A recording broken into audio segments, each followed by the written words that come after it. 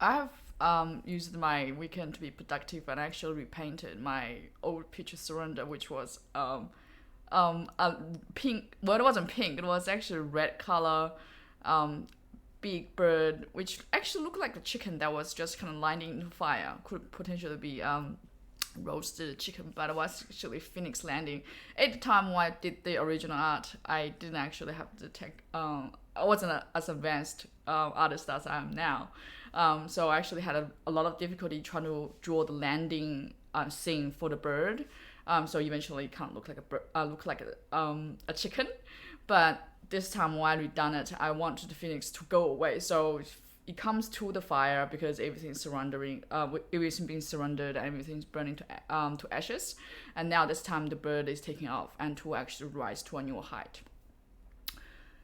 So I used the wildest brushes. So the brushes, I just used the brush and then I brushed off the wings, and I actually had a really good effect because, in a way, it is kind of like unfinished, unpolished art. But because it is a phoenix, there should be like a little bit of uncontrolledness because it is fire related element.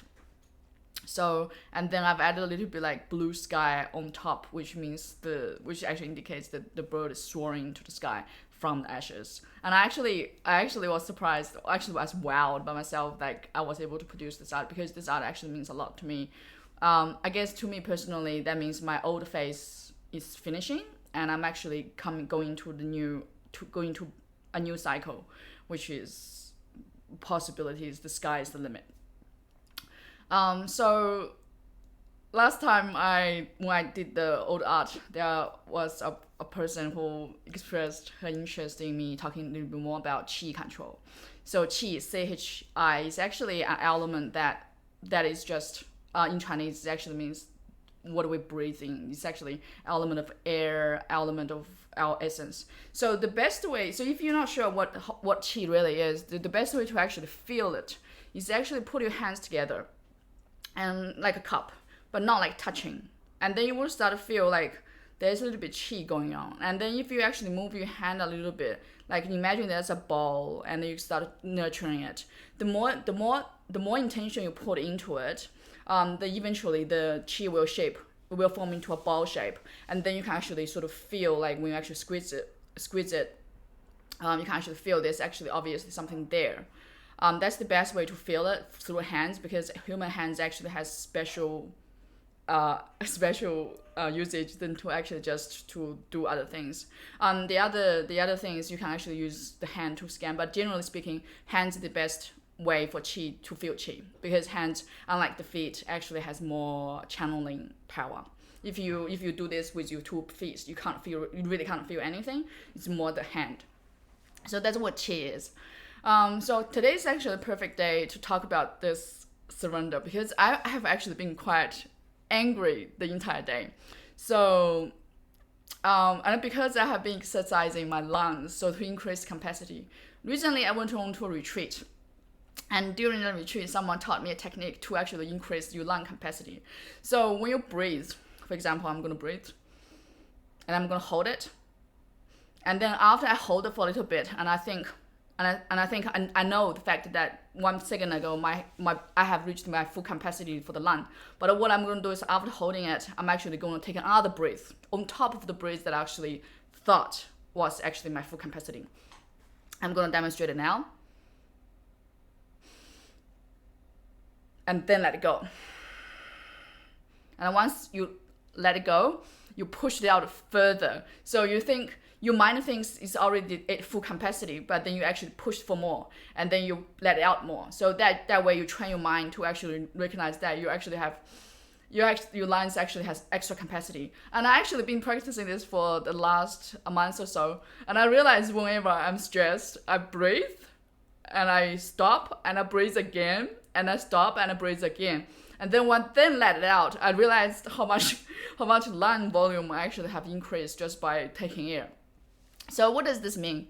This means when I'm angry, so when I'm angry, my chi comes rise up to here. It doesn't actually feel up.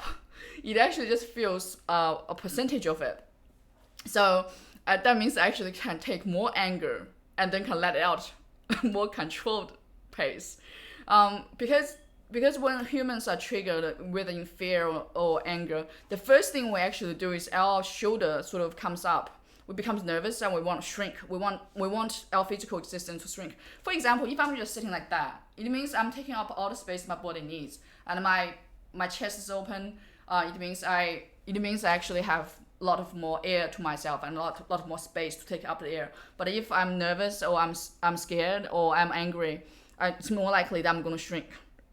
And what me shrinking means is you decrease the lung capacity, so there's less air that can move around in your area. So if you want to have more control over your emotions for anger or sadness or fear, you really want to control your breathing. So remember to breathe regardless of what actually happens. And that's what actually happens. So recently I went for an interview, and I really want to be relaxed because it's really easy to be asked a series of questions, and then suddenly I become really nervous because I've been asked so many questions and not every question that I can answer confidently. So, and then what I did was I grabbed a bottle of water, like a glass of water. I was constantly drinking water to keep my lung open, because when I drink, I need to like take that in, otherwise I'll choke. So what in turn that actually demonstrated that I was just claiming that I was thirsty, but what actually was happening was just I was trying to stay calm. And then also recently I did an online presentation, and when just 3 minutes before the person before me was finishing, I started noticing I couldn't breathe. I was really panting, and then I was like, oh, I really need to focus myself and I really need to practice breathing. So I just used that 3 minutes to breathe and to calm myself down. And then when I did it, I remind myself to stay calm, to not go too fast. And that was all kind of benefited from breathing exercise daily. So another thing I want to touch on is, so fire, last time I talked about when we are angry, we feel like there's a lot of air, like there's a lot of energy in our chest. And then when we speak, so for example, if we get triggered, someone said something that angered us, and then when we get the chance to speak, it's likely that we can't control the pace of our speech because we're angry. There's a lot of energy that wants to come out from this area through the mouth. And so it's really important to actually stay calm and just breathe and then speak. And I think I benefit a lot from speaking exercise, because when I'm angry, I just speak really fast because I can't control the amount of energy that's actually pressuring here and wants to come out. The other thing, on opposite of that, so when I'm sad, not just because I'm feeling a little bit sad because I heard the bad news, but when I'm actually extremely sad, so someone says to me, for example, normally if someone said, I don't like you, I'll be like, yeah, that's fine. But if someone said, when I'm really sad and someone's trying to encourage me or saying something like, are you doing good work, or you're doing something trying to encourage you, but you really are really sad, and they try to pressure you to actually become happy again, my likely response is, because there's no qi here, because all the qi is sunken, because when there's a lot of sadness, your qi doesn't actually come up, it actually goes down. You actually feel a bit low energy. So there's actually no energy. It's likely that we can't respond. Actually, I can tell you a story. When I was really young, in primary school, maybe third grade, one day I was riding a bike among two other children, in my age. And we went upstairs.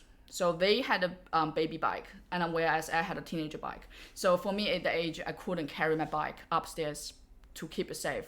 And they wanted me to come up, and I said, my bike's here and I can't leave it here, so I can either not come up or I can just wait for you guys. They said they'll help me carry the bike up, and we'll come up together. And what actually happened is, halfway through carrying it upwards, they kind of abandoned me because someone told them the school is about to start. They had to get back. So they run away. And so abandoned me with my bike, and I didn't have the physical strength to actually move around uncomfortably. In fact, it was so I couldn't even hold the weight of the bike. So when I was coming down, I was trying so hard to not lose my balance and then to actually hold the bike so the bike doesn't fall or crash onto the ground. Halfway through my difficult moment, a lady came through and she saw my struggle and she actually helped me. I don't think I said thank you, because at the time I was so saddened. There was no energy in my lung. I couldn't even like, even if I said thank you, I'd be like, thank you, with no energy coming through. It would be just like your mouth would be moving, but you're actually not speaking because there's just no energy. And I bet at the moment, at that time, I couldn't even look at her. I would be looking away, trying to move on. But the amount of sadness I feel like it's actually coming through my voice. It's actually trembling. Yeah, it's so that's the sadness I'm talking about, not the actually I'm just a bit sad. No, I'm not. I'm just a bit sad. But when I'm actually really really sad, and some people, and you try to speak, it's really hard. So yeah, for both cases, I mean, when you're sad, people try to wrap around you, give you a hug. It's easy to accept. But then when you're angry, there's a lot of air in this area, and someone trying to give you a hug, like get away from me. It's like you have so much energy. It's like you this entire space, which is upper body here, including the arms, it's just full of energy. So the way to actually keep moving the energy is to keep breathing. And I kind of emphasize how important breathing is. So first of all, qi, you can feel it. And then second of all is remember to breathe. The power of breathing is all you have. Thank you.